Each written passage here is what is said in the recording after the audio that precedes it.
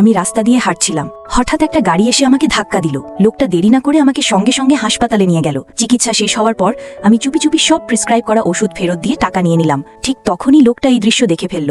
সে রাগে আমার কাছে এসে জিজ্ঞেস করলো, ওষুধগুলো কোথায়? আমি শান্তভাবে বললাম, আমি সব ফেরত দিয়েছি। এটা শুনে সে ভাবল আমি ইচ্ছে করেই অ্যাক্সিডেন্ট করেছি।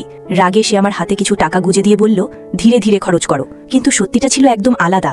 আমি শুধু আমার দাদির এক্সপেন্সিভ অপারেশনের জন্য টাকা জোগাড় করছিলাম। পরের দিন আমি এন্ট্রেন্স এক্সাম দিতে গেলাম। তাড়াহুড়োর মধ্যে ভুল করে কারো কাগজপত্র ফেলে দিলাম মাটিতে। উঠিয়ে দিতে গিয়েই দেখি ওরাই সেই মানুষ যারা গতকাল আমাকে গাড়ি দিয়ে ধাক্কা দিয়েছিল। ঠিক তখনই আমার নাম ডাকা হলো। আমি আবার অপলজি দিয়ে চলে যেতে যাচ্ছিলাম, কিন্তু লোকটা আমাকে বলল, আগে নিচে গিয়ে সব জিনিস তুলে আনো। তাদের স্মাগ হাসি দেখে আমার কিছু করার ছিল না। আগে সেগুলো তুলতে গেলাম। লেট হয়ে যাওয়ায় টিচার আমাকে সবার সামনে বকা দিল। আমি চুপ করে রইলাম। দাদিকে ভালোভাবে বিশ্রাম দিতে আমি তার কাজটা নিজের হাতে নিয়ে নিলাম। একটা ধনী লোকের বাড়িতে ক্লিনিং এর কাজ। আমি যখন কাজ করছিলাম তখন হঠাৎ কেউ বাড়িতে ঢুকলো। কণ্ঠ শুনেই বুঝে গেলাম সে ওই লোক। আমি দ্রুত পেছন ফিরলাম, কিন্তু তবুও সে আমাকে চিনে ফেললো। সে প্রশ্ন করতেই আমি বললাম, আমি শুধু টেম্পোরারি ক্লিনার, হাউসকিপিং করি। তারা আমাকে নিয়ে মজা করছিল, কিন্তু আমি কিচ্ছু বললাম না। ঠিক তখনই একটা চালাক মহিলা আমাকে টেবিল মুছতে বলল। আমি চুপচাপ মুছলাম। এরপর সে ইচ্ছে করে আবার একটা কলার খোসা ফেলে দিল সেই টেবিলে। রাগে আমার ভেতরটা জ্বলছিল, কিন্তু এই জব রাখার জন্য সব সহ্য করলাম। ঠিক তখনই লোকটা এগিয়ে এসে আমাকে সাহায্য করতে চাইল, কিন্তু আমি না করে দিলাম। বললাম, টাকার জন্য আমি সব করতে পারি। এই কথা শুনে সে আরো নিশ্চিত হয়ে গেল আমি একটা গোল্ড ডিগার।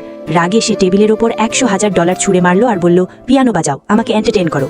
দাদির অপারেশনের টাকার জন্য আমি এক মুহূর্তও ভাবিনি। টাকা নিয়ে পিয়ানোর কাছে গিয়ে বাজাতে শুরু করলাম। এটা দেখে লোকটা হঠাৎ আমাকে থামিয়ে দিল।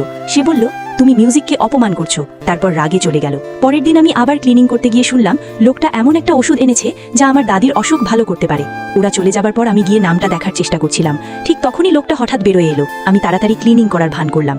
বাড়ি ফিরে আমি ওষুধটার খোঁজ করলাম। দাম শুনে মাথা ঘুরে গেল। তবুও আমি আমার পার্ট টাইম বসের কাছে গিয়ে 1 মাসের স্যালারি অ্যাডভান্স চাইলাম। টাকা পেয়েই আমি সঙ্গে সঙ্গে সেই ওষুধ কিনে ফেললাম। কিছুদিন পর ওষুধ হাতে পেলাম। সেদিন কাজ শেষ করে বাড়ি থেকে বেরোতে যাচ্ছিলাম। ঠিক তখনই ওই চালাক মহিলার সাথে ধাক্কা খেলাম। আমার হাত থেকে ওষুধ পড়ে গেল। সে সঙ্গে সঙ্গে চিৎকার করে বলল, আমি চুরি করেছি। আমি রিসিট দেখাতে যাচ্ছিলাম, কিন্তু মনে পড়লো আমি তো সেটা ফেলে দিয়েছি। আমি শুধু এক্সপ্লেইন করতে লাগলাম, কিন্তু কেউ শুনল না। ঠিক তখনই লোকটা বলল, সে আমাকে আগেই ওষুধটা হাতে নিয়ে দেখতে পেয়েছে। এতে সবাই নিশ্চিত হয়ে গেল আমি চোর। এমনকি তারা আমার পরিবারকে খবর দিতে চাইল।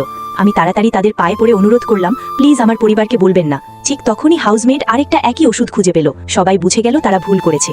আমার চোখে পানি চলে এলো। এত অপমান, এত কষ্ট। আমি আর কিচ্ছু না বলে ওষুধটা নিয়ে দৌড়ে বেরিয়ে গেলাম।